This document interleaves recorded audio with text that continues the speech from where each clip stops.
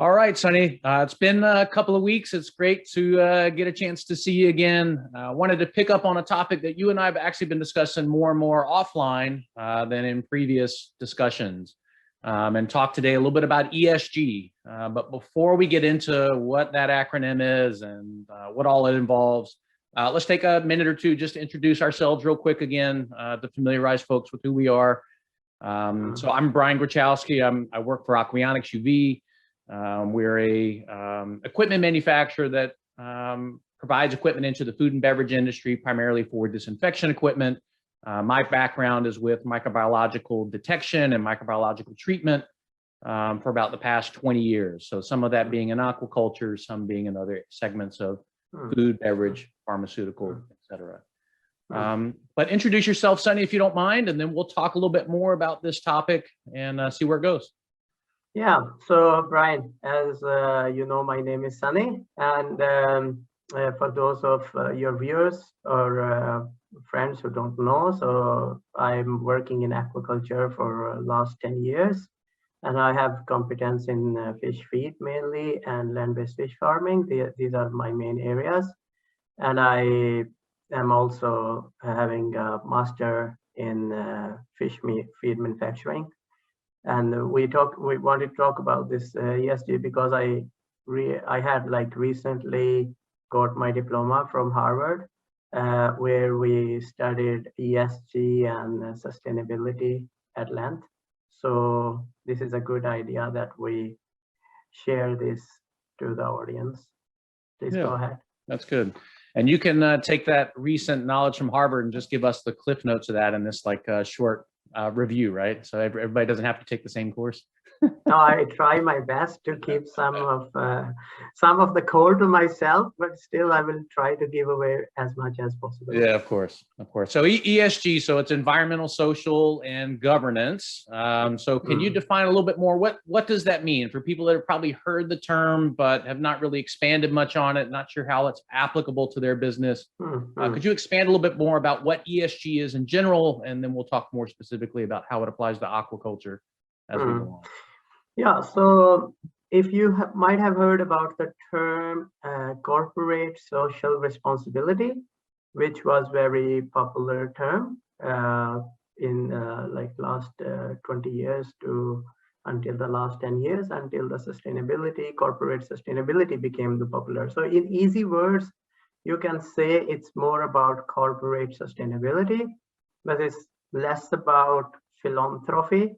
It has less to do with the philanthropy because previously you see that companies have to have some social activities and activities which help in philanthropy, and they were setting apart certain amounts of their profits and pledging to the big causes.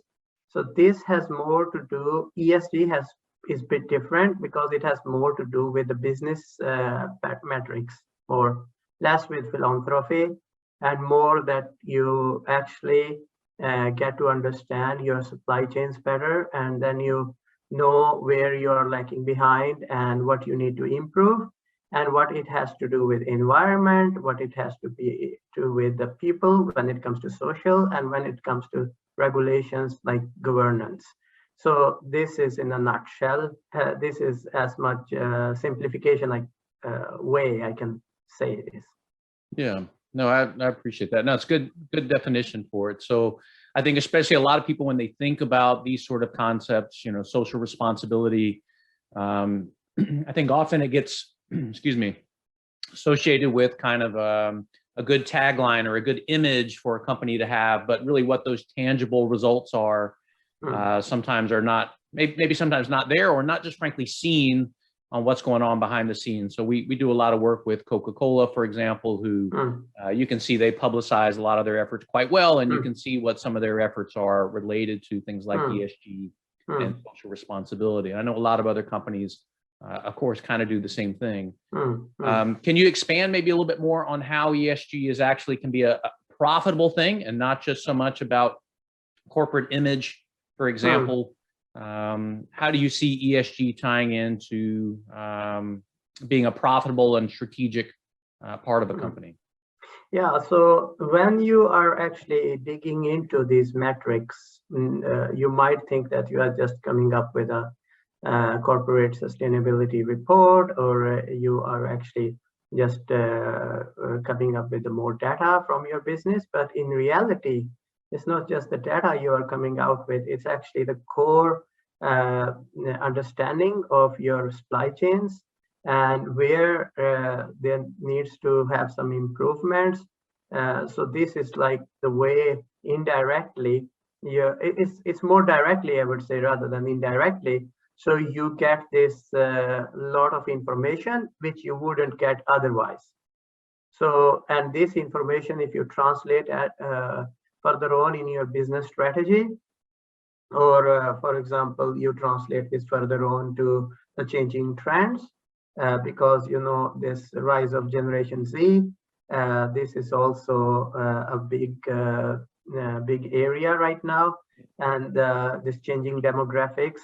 This has a lot to do with ESG, and actually, if you are careful enough and you are competent enough, so you go deep into those analyses, and then you find out what could be your advantage and how you can come up with a new business strategy to improve your operations and improve your profit. But at the same time, you keep the values of sustainability, like, for example, how it will help the planet overall, and how would you reduce your carbon emissions.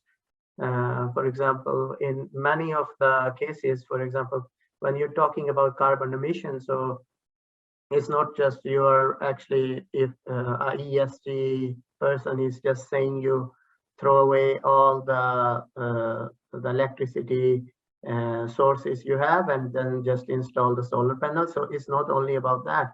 The thing is that it's not like the rhetoric that you are just following, that you are just installing the solar panels and suddenly you're becoming sustainable. No, it also has to do with your profitability, because in many cases, when you actually get to know about your energy consumption in your operations, and you change it and you supplement it with solar panels or other forms of energy, so in the end, there is a business case for that, and actually you're ending up saving the profits. So this is one of the examples. So you are trying to be more smart, and you're trying to be more rational about your operations and overall business scene. Yeah, and of course, there's obvious long-term impacts to that as well that are more profitable for the company as well.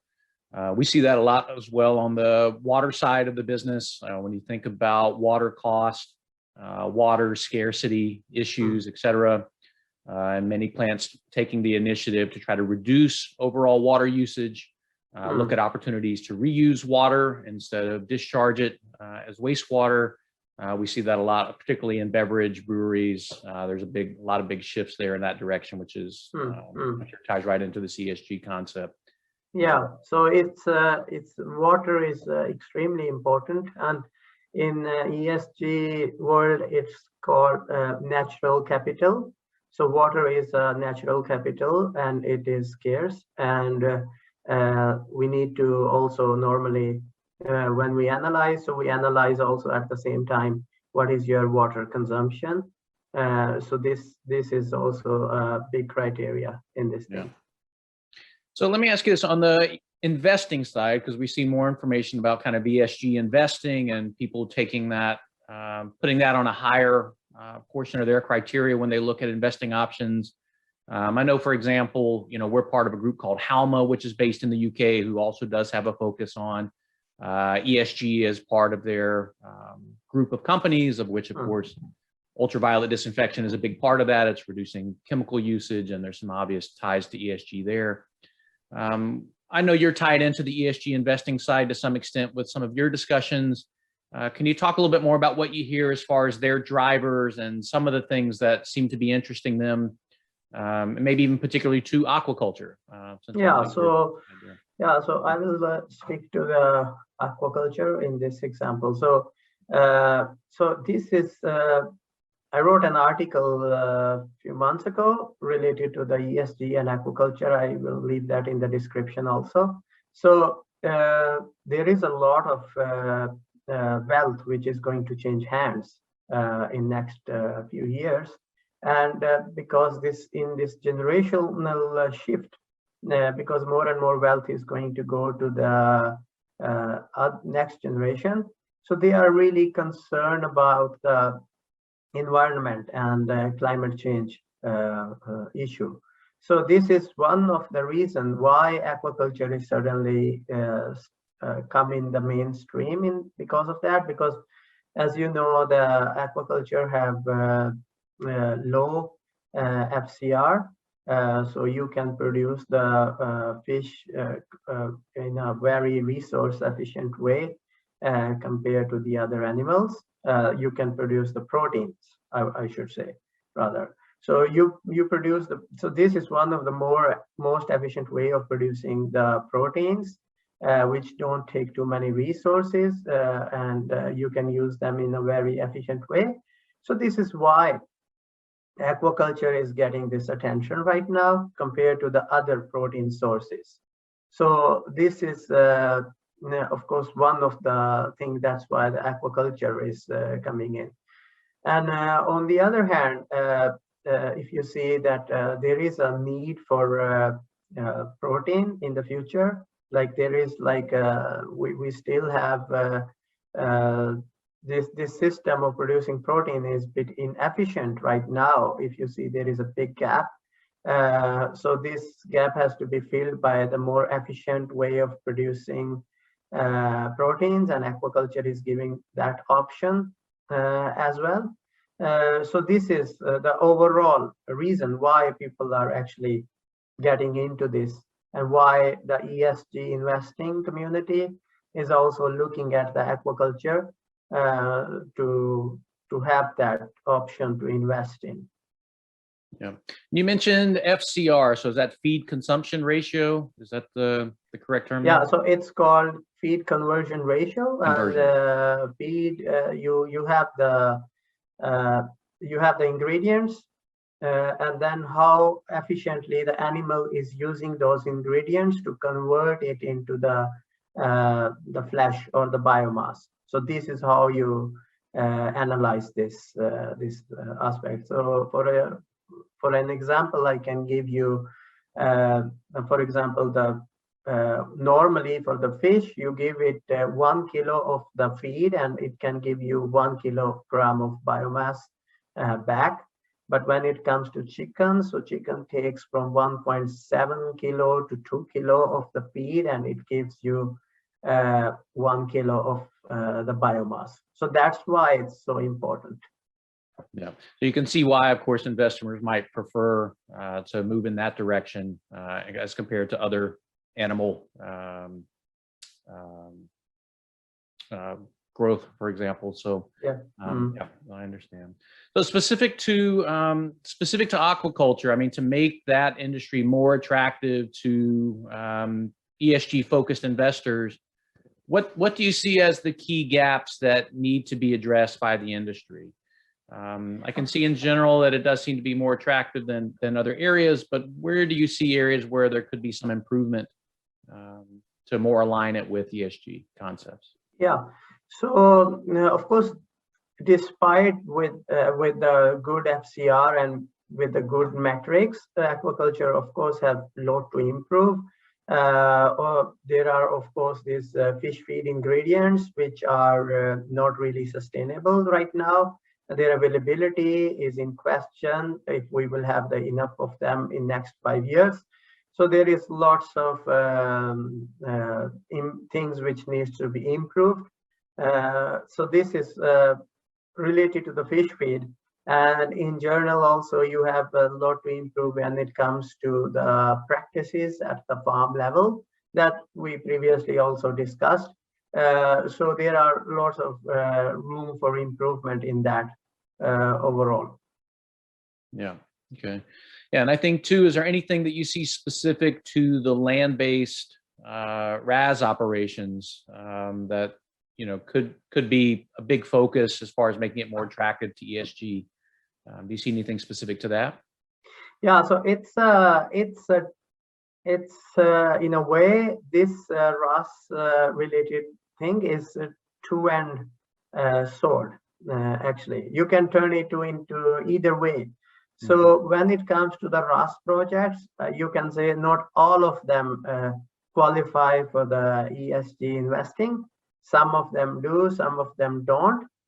So it's a big question related to the land-based fish farming. But I generally see that they are a RAS farming community. They are actually taking advantage of this ESG rise of investing, and they are seeking the opportunities to enable them for ESG investing.